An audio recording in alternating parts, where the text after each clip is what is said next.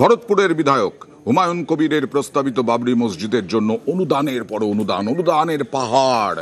এখন টাকা গোনা চলছে শুধু বেলডাঙ্গায় হুমায়ুনের বাড়িতে চলছে টাকা গোনা। সেই টাকা গোনাতে অ্যাকাউন্টে ঢুকেছে এখনো পর্যন্ত 2,71,00,000-এর বেশি। এছাড়াও মার্কিন ডলার, সৌদির রিয়াল, মালয়েশিয়ার রিঙ্গিত, বিদেশি মুদ্রা গুনতে হিমশিম হুমায়ুন ঘনিষ্ঠরা। 12টি ট্রাঙ্ক বস্তায় জড়ো করা হয়েছে। দানের টাকা শুধু ভারতীয় মুদ্রাতেই মিলেছে 65,67,000 টাকা।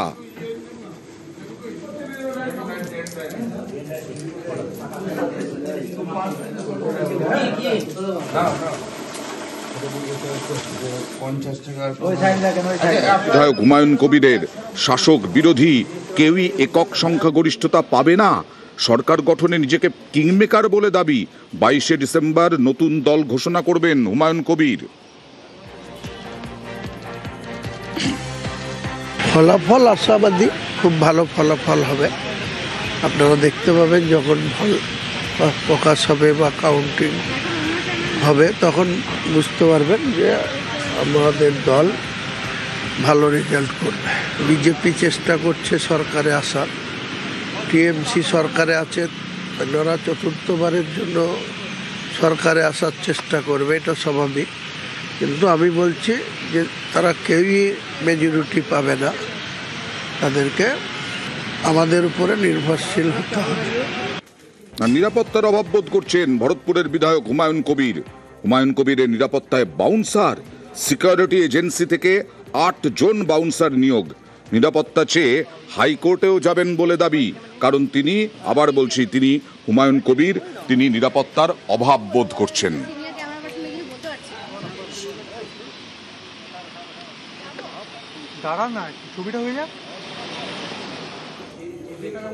হয় মামলা তুলে নিতে হবে, না হলে প্রাণনাশের হুমকি।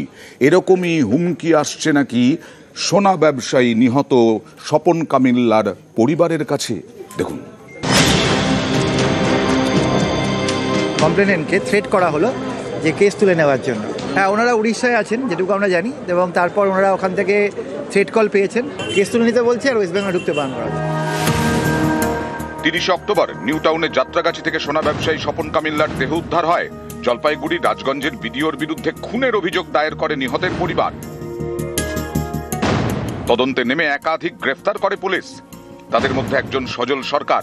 মঙ্গলবার বারাসাত আদালতে তার জামিন মামলার শুনানি হয়। শুনানিতে বিশেষ সরকারি আইনজীবী বলেন, নিহত ব্যবসায়ী স্বপন কামিল্লার পরিবারকে হুমকি দিয়ে ফোন করা হচ্ছে, লাগাতার চাপ দেওয়া হচ্ছে কেস তুলে নেওয়ার জন্য। মামলা তুলে না নিলে খুনের হুমকি দেওয়া হচ্ছে। নিহত ব্যবসায়ীর পরিবার আতঙ্কে ওড়িশায় আশ্রয় নিয়েছেন। হুমকি দিয়ে বলা হয়েছে যেন পশ্চিমবঙ্গে না ফেরেন। তো আমরা এভিডেন্স দিয়ে দেখিয়েছি যে উনি নিউ টাউনে এবং ক্রাইমের বিভিন্ন জায়গাগুলোতে ছিলেন, আর এই person along with the video equally involve. মার্ডারের সময় ছিল, এই মার্ডারে পার্টিসিপেট করেছে, প্রথমে কিডন্যাপিং, তারপর মার্ডার, তারপর বডিটাকে ডিসপোজ অফ করার জন্য ছুঁড়ে ফেলেছে। ডিফেক্টো কমপ্লেনেন্টকে থ্রেট করা হলো যে কেস তুলে নেওয়ার জন্য।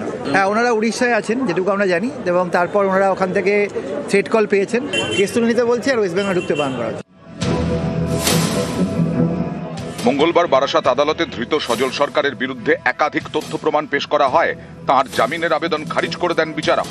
এর আগে সোনা ব্যবসায়ী খুনের মামলায় আগাম জামিন পান বিডিও প্রশান্ত বর্মন।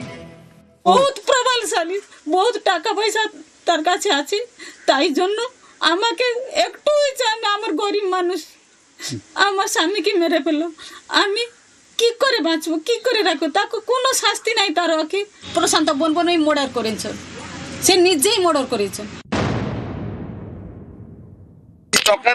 চক্রান্ত থাকবে না, দাবাংই থাকবে। মামলা তুলে নেওয়ার জন্য চাপ, খুনের হুমকি, থ্রেট কল নিহত ব্যবসায়ীর পরিবারকে। এই অভিযোগে তদন্ত শুরু করেছে বিধাননগর পুলিশ। নিউজ 18 বাংলা।